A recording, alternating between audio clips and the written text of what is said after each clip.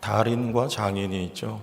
차이점이 있습니다. 달인은 기능적인 면에 초점이 있습니다. 생활의 달인이라는 TV 프로그램을 보면 한 가지 작업을 계속 반복하다 보니까 이 초밥을 만들 때에도 그냥 움켜졌는데 그 개수를 세보니까 밥알 수가 다 똑같다는 거죠. 달인입니다. 장인은 혼, 또 고집, 철학 이런 단어들에 좀 초점이 있으면 그를 다 장인이라고 이렇게 표현을 합니다. 일본 도쿄에 한 유명한 스시집이 있다고 해요. 얼마나 유명하냐면 외국에서 국빈이 방문을 하면 일본 총리가 이 스시집에 모시고 갈 만큼 아주 유명한 집이라고 합니다. 이 집 사장님은 2019년 당시, 벌써 지금부터 수년 전이죠. 나이가 무려 95세였고요. 오노지로라고 하는 그런 분이었습니다. 이 집은 100% 예약제고 한 번만 식사를 하려면 그래서 오래 기다려야 되는데 인당 식사비가 40만 원가량 당시에, 그러니까 굉장히 비싼 가격을 치러야 됨에도 미리 예약을 하고 줄을 서서 먹을 만큼 아주 유명한 집이라고 합니다. 이 오노지로는 7살 때부터 더부살이 하면서 식당 일을 배웠고 26살 이후로 70년 동안 고집스럽게 이 초밥에 전념을 했습니다. 이분은 초밥 만드는 일을 사명이다 이렇게까지 표현을 합니다. 어떤 사명이냐? 손님에게 최고의 맛을 드린다. 손님에게 최고의 맛을 드린다. 그러기 위해서 김을 구울 때도 숯불에다가 김을 굽는다고 해요. 저는 숯불에 김 굽는다 소리는 처음 들어봤어요. 그리고 정어리, 이거를 구울 때도 가스불이 아니고 볏짚을 사용해서 그 연기로 훈제를 시켜서 손님들에게 내놓는다고 합니다. 덥고 불편해도 가장 좋은 맛을 낼 수 있는 방법이 있다면 오늘이라도 그 방법을 나는 선택할 것이다. 이게 오노지로의 말입니다. 이 초밥집은 좌석이 10개 남짓밖에 되지 않는다고 해요. 우리 같으면 좀 식당을 늘릴 법도 한데 이유가 기가 막혀요. 나의 눈길이 가지 않는 곳에 손님을 모시면 신경을 쓸 수 없기 때문에 딱 10개 남짓 좌석을 마련하고 초밥을 만들면서 한눈에 손님을 볼 수 있고 뭔가 필요가 있으면 도울 수 있게 위해서라고 합니다. 초밥을 만드는 일에도 정성, 혼, 철학, 그리고 고집이 있습니다. 이걸 보러 우린 장인이라 이렇게 말할 수가 있죠. 성경을 보다 보면 우리 하나님도 장인과 같지 않나 저는 그런 생각을 합니다. 하나님은 고집스럽게 한 가지 일에만 우리 성부 하나님과 또 성자 예수님과 그리고 성령 하나님이 협업을 하셔서 한 가지 일을 하십니다. 오늘 본문에 보니 예수님이 부활을 하셨습니다.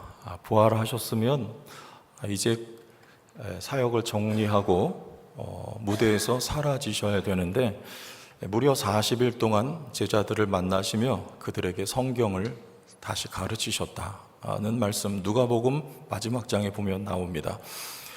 마치 한 편의 영화가 끝날 때 엔딩 크레딧이 올라가고 나서도 다시 뭔가 짧은 영상이 쿠키 영상이라고 하죠.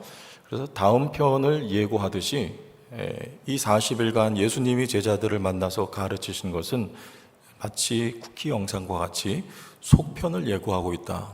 이렇게 보면 되는 것입니다. 그래서 그 예수님은 승천하시지만 이제 그 속편은 제자들을 통해서 이들과 함께 하시는 성령께서 써내려갈 역사, 그게 바로 사도행전이죠. 이 사도행전에서도 하나님께서 고집스럽게 구약과 복음서에서 해오셨던 그 일을 이제는 교회를 통해서 성령과 제자들, 성령과 교회가 함께 그 일을 하게 하시겠다고 하는 하나님의 고집, 하나님의 정신, 하나님의 말하자면 어떤 면에선 철학이 여기 선포가 되고 있는 것입니다. 그 일이 뭔가 성경 세 곳만 찾아보면 확인할 수가 있겠습니다. 창세기 1장 27절 28절입니다. 하나님이 자기 형상 곧 하나님의 형상대로 사람을 창조하시되 남자와 여자를 창조하시고 하나님이 그들에게 뭘 주셨어요? 복을 주시는 일입니다. 하나님이 그들에게 이르시되 생육하고 번성하여 땅에 충만하라. 땅을 정복하라. 바다의 물고기와 하늘의 새와 땅에 움직이는 모든 생물을 다스리라. 사람에게 복을 주셨습니다. 창조하시고 복 주시고 출발을 하셨어요. 근데 이 일에 사탄이 죄를 뿌렸습니다. 그런데 하나님 물러서지 않습니다. 고집스럽게 12장 1, 2, 3절에 가면 한 사람을 불러 또 복을 주십니다. 창세기 12장 1절 3절 여호와께서 아브라함에게 이르시되, 말씀으로 창조하시고 여기 또 말씀으로 창조하시는 거예요. 아브라함에게 이르시되 너는 너의 고향과 친척과 아버지 집을 떠나 내가 내게 보여줄 땅으로 가라. 내가 너로 큰 민족을 이루고 내게 뭘 줘? 복을 주어. 복 주는 일입니다. 내 이름을 창대하게 하리니 너는 복이 될지라. 너를 축복하는 자에겐 내가 복을 내리고 너를 저주하는 자에게는 내가 저주하리니 땅의 모든 족속이, 여기 기억하십시오, 땅의 모든 족속이 너로 말미암아 복을 얻을 것이니라. 아브라함에게 복 주신 이유는 약속, 너로 말미암아 모든 족속이, 민족이 복을 받게 하겠다는 여기 약속이 담겨있는 복이 아브라함에게 주어진 것입니다. 하나님은 물러서지 않고 포기하지 않고 고집스럽게, 그리고 정성을 담아서 하나님은 복을 주시기를 계속하십니다. 그래서 그 복을 교회가 받았는데 이 교회에 대한 내용을 에베소서의 교회론 이렇게 말씀을 하죠. 에베소서 1장 3절은 함께 읽어보겠습니다. 찬송하리로다 하나님 곧 우리 주 예수 그리스도의 아버지께서 그리스도 안에서 하늘에 속한 모든 신령한 복을 우리에게 주시되. 자, 그래서 하나님이 아브라함에게 약속하신 그 복이란 여기 그리스도 안에서 하늘에 속한 모든 신령한 복을 우리가 교회가 받았다 거예요. 여러분, 그러니까 하나님이 약속하신 그 아브라함으로 말미암아 모든 민족이 받을 복이란 우리가 예수를 주로 받는 것이며, 그 예수가 우리의 길이 되어 하늘에 속한 모든 복을 받게 될 이 약속을 창세기 1장에도 그리고 창세기 12장에도 성경의 곳곳에 하나님이 약속을 하고 계십니다. 그러니까 우리가 받은 복은 영적인 복이란 누구입니까? 예수요. 그리고 예수로 말미암아 하늘에 속한 신령한 복이라. 신령하다는 말 영적인 복이라. 내가 복을 받았는지 안 받았는지 잘 모르겠죠. 그런데 성경 말씀을 믿는다면 아멘 하야 됩니다. 나는 영적인 신령한 복을 받았다. 아멘? 이 믿어야 되는 거죠. 자, 그래서 이 복이신 예수를 모르면 하나님이 모든 민족을 복 주시겠다고 하신 그 일을 지금껏 여기 사도행전 당시에도 하고 계신데, 제자들이 그 복의 실체가 누구이며 무엇인지 모르면 전할 수 없겠죠. 내가 가지고 있는 것이 얼마나 좋은 제품인지 알아야 홍보하고 판매를 할 수 있듯이, 그래서 예수님은 제자들에게 40일 동안 무엇을 하셨느냐, 요걸 하셨어요. 꼭 필요한 겁니다. 누가복음을 가보면 사도행전은 누가가 썼기 때문에 누가복음 마지막 장과 이 사도행전 1장은 겹치는 내용이 있는데 약간 다른 표현들이 사용되어 있어요. 누가복음 24장 44절과 45절을 보시죠. 또 이르시되 내가 너희와 함께 있을 때에 너희에게 말한 바 곧 모세의 율법과 선지자의 글과 시편에 누구를 가리켜? 이게 다 구약 성경이 예수를 말하는 거라 그거예요. 나를 가리켜 기록된 모든 것이 이루어져야 하리라 한 말이 이것이라 하시고, 다 같이 이에 그들의 마음을 열어 성경을 깨닫게 하시고. 할렐루야. 우리가 성경을 깨닫는 것은 주께서 마음을 열어 주셔야, 여기 어떤 번역엔 수동형으로 되어 있어요. 주께서 우리의 마음을 열어 주심을 당해야, 우리 마음을 주께서 열어 주셔야, 루디아의 마음을 주께서 열어주셔야 그 말씀이 우리에게 깨달아지게 되는 것입니다. 혹시 여기 말씀이 어렵거나 무슨 내용인지 모르는 분이 계시면 주께서 마음을 열어주시기를 축복합니다. 여기 아까 우리 아이들 생명의 삶 소감문 발표했는데 이 아이들에게도 부지런히 말씀 가르쳐 둬야 돼요. 때가 되면 어느 순간 주께서 그들의 마음을 열어서 이 성경을 깨닫게 하실 것입니다. 성경을 우리가 왜 깨달아야 됩니까?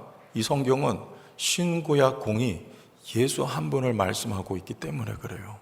예수를 전하고자 한다면 우린 성경을 모르면 예수를 전할 수가 없습니다. 그래서 예수님께서 40일 동안 제자들을 붙들고 승천하셔야 함에도 불구하고 성경을 가르치셨고 그들의 마음을 열어서 이제 깨닫게 해주셨습니다. 앞에는 왜 마음을 열어서 일찍 깨닫게 하시지 않았을까?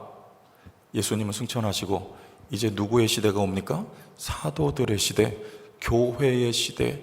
사도가, 교회가 주인공이 되어, 아니 엄밀히 말하면 성령께서 주인공이 되셔서 교회와 함께 동역하시는 시대가 올 것이기 때문에 이제 이 순간엔 사도들이 성경을 알아야 될 때가 왔습니다. 이 성경이 누구에 관해 증거하고 있는지 말이죠.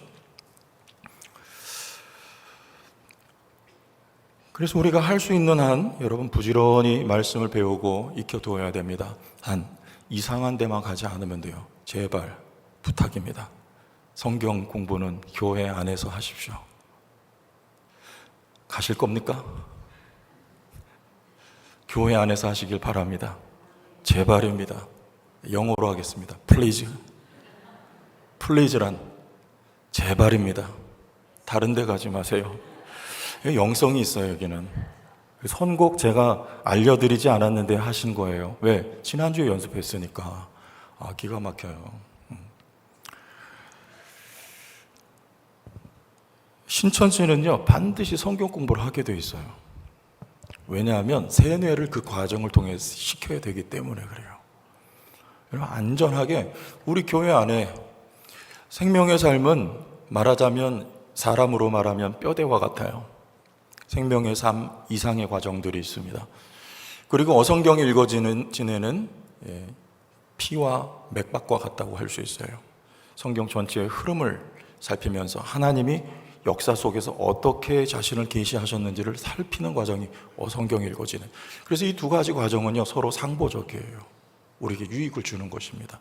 우리 교회 안에서 말씀을 여러분 읽고 배우셔야 돼요. 그것만 잘해도 여러분 건강하게 성경을 알고 여러분 믿음이 자라갈 수 있거든요. 자, 이 성경에서 말씀드렸듯이 내용은 예수입니다.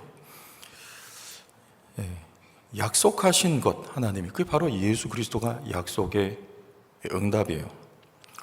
십자가란, 그리고 부활이란 하나님이 우리를 사랑하신다는 그 사랑을 결코 포기할 수 없다는 하나님의 절규예요.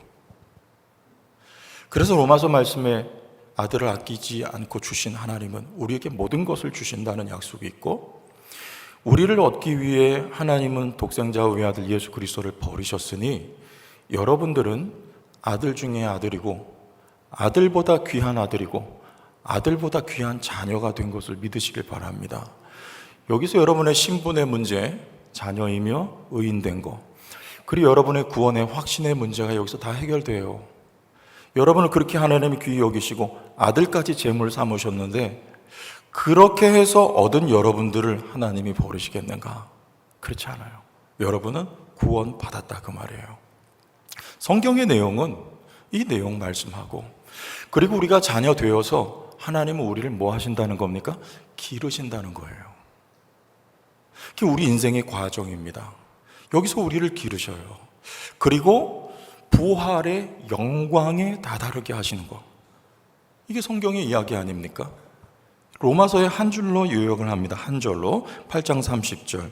또 미리 정하신 그들을 또한 부르시고 부르신 그들을 또한 의롭다 하시고 의롭다 하신 그들을 또한 영화롭게 하실 것이다 하셨느니라. 하셨느니라. 할렐루야. 여러분, 그 자리에 가게 돼 있어요. 단 확인을 하면 돼요. 주님이 날 부르셨는지 어떻게 아냐? 베드로와 같은 고백이 있으면 주는 그리스도시요 살아계신 하나님의 아들입니다. 이 고백이 여러분에게 있습니까? 이건 대답을 하실 타이밍. 이 고백이 있습니까? 진정입니까? 그 고백하는 자들의 모임을 교회라고 합니다. 여러분, 하나님이 부르셨어요. 교회로 하나님이 부르신 줄 믿으시길 바랍니다. 여러분, 하나님이 기르시고 부활의 영광의 자리까지 우리를 이끌어 주실 줄 우리는 믿습니다.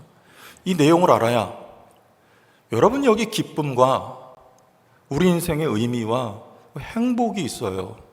내가 이것을 받아 누려야 시마다 때마다 말씀을 되새김질하면서 또 그 말씀과 함께 말씀을 통하여 역사하시는 성령께서 우리 마음을 감동을 주셔서 힘들고 고되고 어려운 삶을 살다가도 우리의 마음에 안식이 찾아오는, 그리고 기쁨이 샘이 솟는 이 복음으로 말미암은 기쁨이, 감사가, 영광이 여러분에게 늘상 경험이 되어야, 알아야 여러분 예수를 전하지 않겠습니까?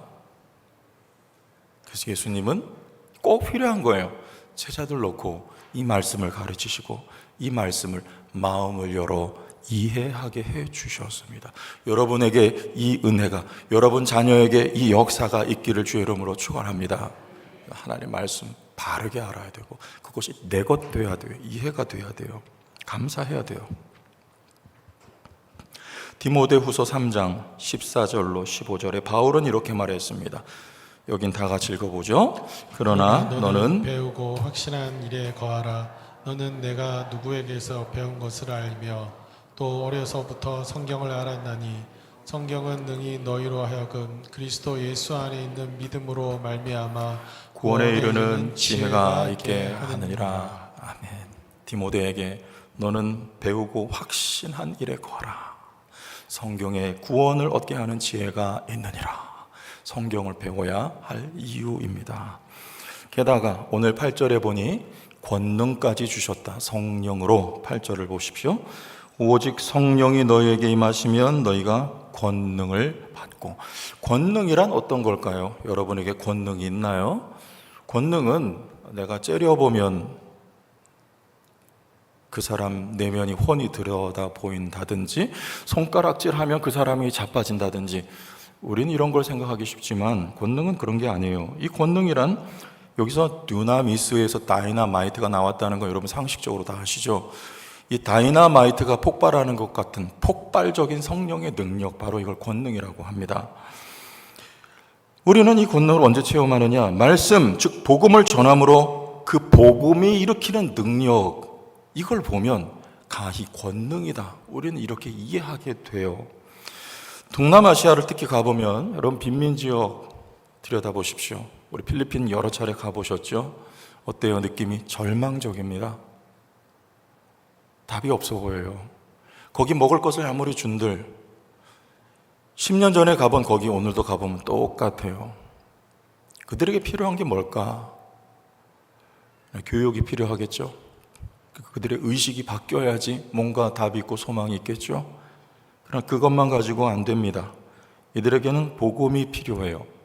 이 근본적인 대안이 그들에게 전해지고 확고해지고 말씀을 알고 이해하게 되어야 그들의 가치관과 세계관과 의식이 바뀌고 그들의 삶이, 개인의 삶이 바뀌고 그들이 살아가는 사회가 바뀌고 그리고 그 나라의 문화가 바뀌게 되어 있습니다. 이 모든 일을 복음이 단초가 되어 복음이 촉발시켜서 이 엄청난 사건을 복음이 일으켜요. 이걸 두나미스라고 하는 거예요. 그래서 우리가 말씀을 알아야 되고 이해해야 될 이유입니다. 어떤 생애에 말씀이 떨어지면 그 삶의 생애를 뒤집어 버려요. 말씀이. 이 권능이에요. 갈보리 채플이라는 대형 교회를 개척해서 초대형 교회를 만든 척 스미스 목사님이란 분, 지금은 은퇴를 하셨고 소천을 하신지 제가 확인을 못했습니다. 근데 이분이 제자들이 참 놀랄만한데, 캘리포니아에서 이 히피들에게 주로 복음을 전하다 보니까 그 제자들 가운데 히피들이 많은데 이 히피들은 마약 중독자가 많아요. 그래서 이들이 이 척 스미스 목사님을 통해서 캘리포니아 해변에서 세례를 받고 이분이 성경 학교를 운영했는데 그 학교에 와서 성경을 배웠습니다. 그리고 변화되었는데요.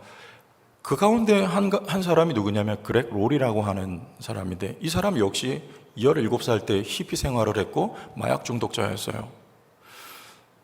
여러분 아시다시피 마약을 손을 대면 그 뇌에 심각한 손상을 일으킨다고 해요. 마약 중독자는요. 이런 사람이 어떻게 변화돼서 목회자가 되었고요. 이 그렉 롤이라고 하는 사람이 교회를 개척했는데 남가주에 있는 하베스트 크리스천 펠로우십이라는 초대형 교회를 이루었는데 여기 수만 명이 모이는 교회가 됐고요. 매년마다 전도 집회를 하는데 수천 명이 결신을 하는 일이 이 그렉 롤이라고 하는 사람, 척 스미스 목사님 제자예요. 이 일을 무엇이 한 것입니까?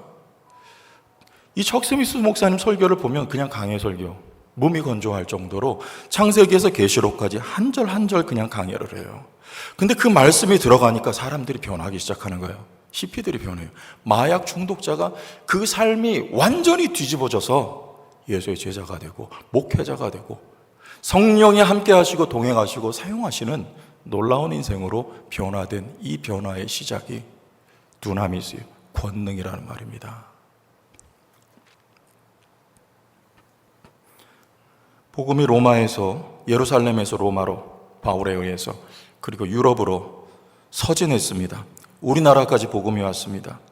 이 권능을 우린 역사 속에서 알고 있어요. 앵글로 섹슨족은 여러분 아시다시피 해적입니다. 노르만족들은 바이킹들이에요.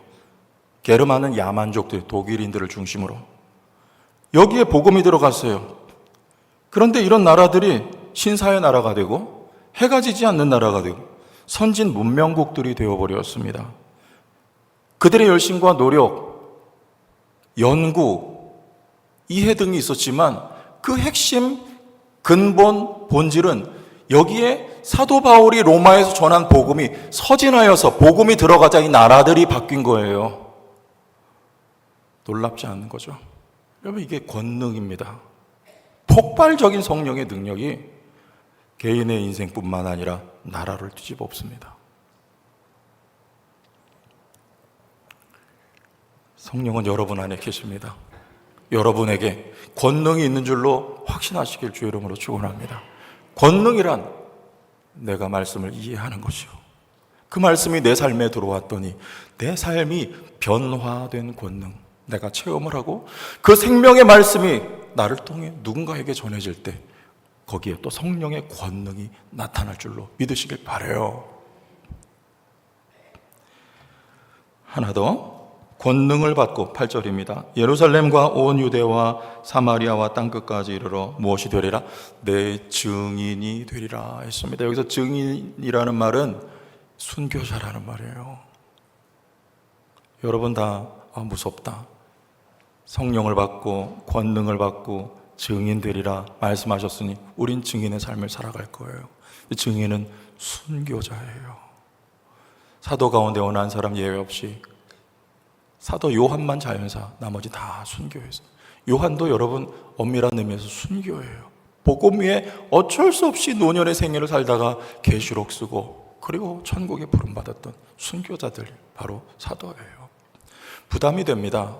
나도 순교해도 그렇지 않고 오늘 우리의 이해를 따라서 섬기는 일이라고 바꿔봅시다.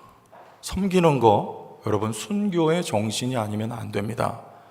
순교 또는 섬김은요 손해가 전제된 거예요. 내 목숨을 드려야 되고 섬긴다 할 때 손해보지 않고 섬길 방법은 없습니다. 여러분 아시다시피 세상은요 절대 손해보지 않습니다. 손해보면 죽는 거예요. 기업은 절대 손해보는 짓을 하진 않아요. 장사하는 분들 손해 절대 안 봅니다. 금융회사, 보험회사 손해볼 수 없어요. 왜? 손해보면 망하기 때문이에요. 그래서 세상 사람들은 우리 그리스도인들을 보면서 이해를 못합니다. 저 사람들은 왜 손해보는 짓을 할까? 주일날 왜 가서 1시간, 2시간 시간 손해를 볼까? 게다가 왜 돈을 들고 가서 헌금을 할까? 아니 어떤 이들은 11조를 할까? 그리고 더 나아가서 그들은 이 시간 외에 더 많은 시간을 들여서 헌신을 할까? 여러분 이거 다 손해보는 거 아니에요? 이거 순교자의 정신이 아니면 안 돼요. 세상은 순교하면 망하는 길이고 문을 닫을 일이지만 순교란 이퀄 권능이에요. 무슨 말이냐면 다이너마이트는요, 폭발력이 있습니다. 그 권능, 하나님의 말씀의 권능은 증인된 생활을 할 때 이해가 되십니까? 즉, 말씀은 가진 자로 말씀이 내게 말씀의 능력이 나타나야 할 때는 그 말씀을 따라 내가 생활할 때, 아까 우리 아이들 발표했죠. 말씀이 하라 하면 하고 하지 말라면 하지 않는다는 거예요. 말씀이 내 삶이 될 때 여러분 거기에 두나미스가 나타나는 거예요. 순교란, 헌신이란 예수께서 하신 그 말씀, 그리고 너희도 섬기는 자가 되라고 부탁하신 그 말씀을 우리가 살아내는 행위, 이것이 바로 헌신이에요. 없어지는 게 아니라, 근데 내가 손해보는 게 아니라 열매가 있고 놀라운 성령의 폭발력이 여러분 말씀을 실천하며 살아갈 때, 순종하며 나갈 때 거기 나타난다 그 말이에요. 이게 손해가 되지 않는다는 것입니다. 열매를 맺기 때문입니다. 여러분 생애에 말씀을 이해하고 말씀을 살아 순교자의 정신으로 헌신하는 삶을 살 때 거기 한 알의 밀이 썩어지면 반드시 열매가 맺어지게 돼 있거든요. 여러분 열매 맺는 삶이 돼요. 손해보지 않습니다. 양화진 묘역을 가보셨겠죠? 서울에 가면 있습니다. 여기 많은 선교사 무덤이 있어요. 여기에 무려 500여 명 되는, 모두가 다 복음을 목적으로 조선 땅에 왔다가 이 땅에서 병으로 죽거나 아니면 자연사했던, 심지어는 거기 그분들의 자녀들의 무덤까지 있어요. 어린 조그만 무덤들이 묘가 있어요. 그게 저는 가서 뭔가 했더니 선교사님들 자녀들의 무덤이에요. 부모님 손붙들고 왔다가 이 조선 땅에 풍토병 걸려가지고 어린 나이에 세상을 떠난 자녀들입니다. 순교자들이에요. 손해입니까? 아니죠. 헐버트 언더우드, 아펜젤로, 스크랜튼 여사 등등의 많은 사람들이 이 땅에 와서 이대 연대 배제학당 같은 학교를 세우고 그에 걸맞는 병원들을 세우고 우리의 의식을 개혁하는 일에 헌신했던 이분들로 인해서 그들의 희생자의 수만큼, 희생을 치른 만큼 오늘날 대한민국이 있게 된 거예요. 대한민국의 오늘은요, 그분들의 열매입니다. 믿습니까? 그 희생이 값지고 헛되질 않습니다.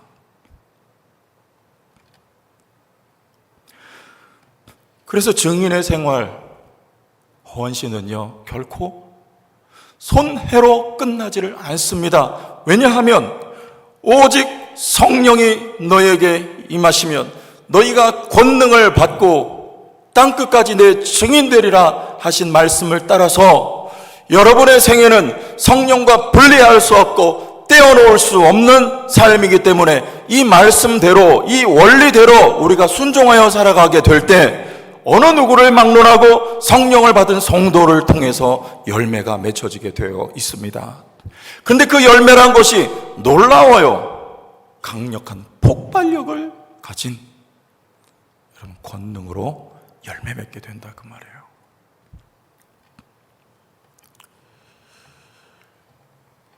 복음이 들어오면 복을 받습니다. 내가 복을 받았어요. 여러분 속에 복음이 들어와서 여러분이 복을 받았어요. 먼저는 신령한 복을 받고 하나님의 목적을 따라, 대한민국이 복을 받은 것은 하나님의 목적을 따라 복을 받은 거예요. 대한민국이 하나님이 통일을 허락하실 때 선교 대국이 되어야 할 줄로 믿어요. 목적을 따라 하나님이 복을 주신 것이고, 신령한 복에 여러분 땅의 복도 목적을 따라 하나님이 주시기를 축복합니다.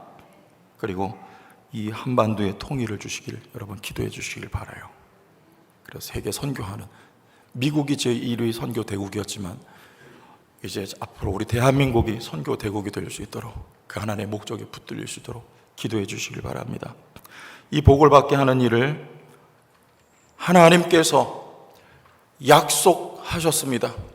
창세기 1장에 하나님이 복을 주셨어요. 그걸 사탄이 망쳐놨습니다. 그러나 하나님은 굴복하지 않고, 하나님 포기하지 않고 아브라함을 불러 그에게 복을 약속하셨고, 그 복을 예수님께서 다 이루었도다 말씀하시며 예수님께서 성취하셨고, 성령께서 여러분에게 적용되게 하셨고, 할렐루야. 그리고 오늘 교회를 통해 이 복이 다시 전파되기를 하나님은 원하십니다. 복받게 하는 일이에요. 그런데 우리가 이 사도행전 1장에는 없는 장면이 누가복음 24장에 나옵니다. 여기 한번 보시죠. 50절과 51절을 보겠어요. 누가복음 24장 50절과 51절. 자, 같이 읽어볼게요. 시작. 예수께서 그들을 데리고 베다니 앞까지 나가사 손을 들어 그들에게 축복하시더니 축복하실 때에 그들을 떠나 하늘로 올려지시니. 자, 예수님께서 여기 사도행전엔 승천하신 것만 나오는데 누가복음에 보니까 얘들아 축복하시면서 하늘로 올라가셨어요. 이 축복의 의미는 뭘까요? 아브라함에게 하나님이 이 바라크라고 하는 거 여기 똑같은 단어거든요. 아브라함에게 하나님이 축복을 하신 건 누구 때문입니까?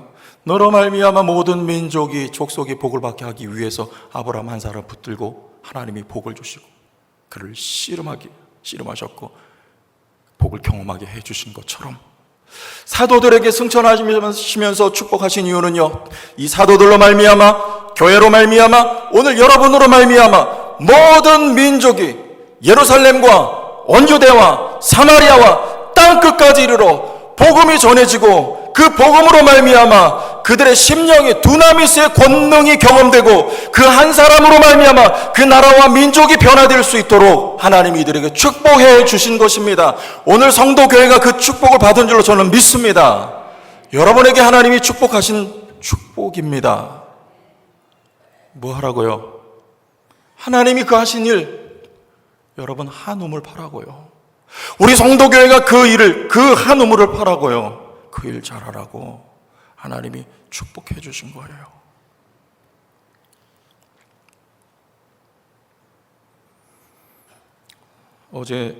그제 CTS 지사장님이 다녀가셨어요. 이 충북지역 지사장, CTS 방송하시죠? 함께 식사를 하고 차 안에서 이런 말씀을 해서, 목사님 요즘 교회가 참 어렵습니다. 제가 질문했어요. 뭐가 그렇게 어렵나요? 이분은 많이 다니니까. 제천만 해도 여기가 시니까 그렇지는 않은데, 이 시를 벗어나서 외곽에 있는 교회들 가면 다 젊은이들이 하나도 없대요. 다 연세 드신 분들만 겨우겨우 자리를 지키고. 그러니까 교회가 어렵다는 얘기예요. 여기저기서 어렵다는 이야기를 많이 하고, 그래서 전도가 안 되고, 그래서 선교의 문을 닫을 지경이 되고, 교회가 선교사 보낼 수가 없어. 재정이 안 되니까요. 이럴 때 우리에게 장인 정신이 필요합니다. 거룩한 고집이 우리에게 있어야 돼요. 그러든지 말든지 주님은 약속해 주셨습니다. 오직 성령이 너에게 임하시며, 우리 제천 성도교회 여전히 성령이 떠나지 않고 계시고, 너희가 권능을 받고, 여러분에게 말씀으로 인한 권능이 우리 교회에 이미 있는 줄로 저는 믿고 내 증인이 될지니라. 순교자의 정신을 가지고 여러분 섬길 수 있는 말씀으로, 그리고 삶으로 섬길 수 있는, 그래서 이 생명의 복음이 전파될 수 있는, 저는 이 시대에 우리 제천 성도교회는 한 우물 파는 교회가 되어야 한다고 저는 믿습니다. 주님이 복 주셨거든요. 올해 목자 목료로 자원해서 38개 목장으로 시작이 됐습니다. 지난 목자 수련회 끝나고 조별로 발표를 하는데 장로님 한 분이 그런 말씀을 하셨어요. 교회가 많이 밝아지고 있네요. 교회가 많이 달라지고 있습니다.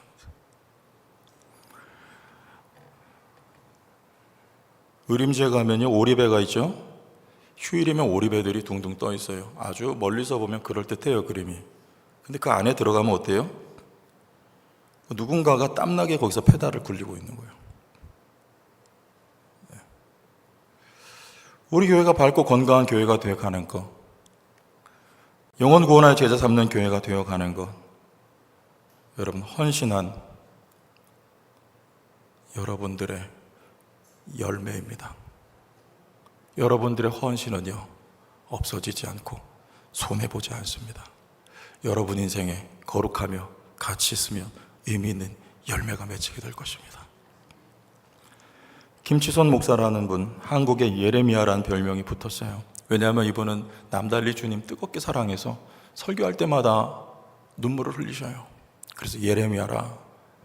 이분이 신학교를 세웠습니다. 대한신학교라는. 이 신학도들에게 이런 말씀을 하셨어요. 전국 28,000 동리에 가서 우물을 파라. 당시에 한국에는 수많은 은변리 마을이 있었습니다. 각 마을에 너희들이 들어가서 우물을 파라. 그리고 복을 받게 하라.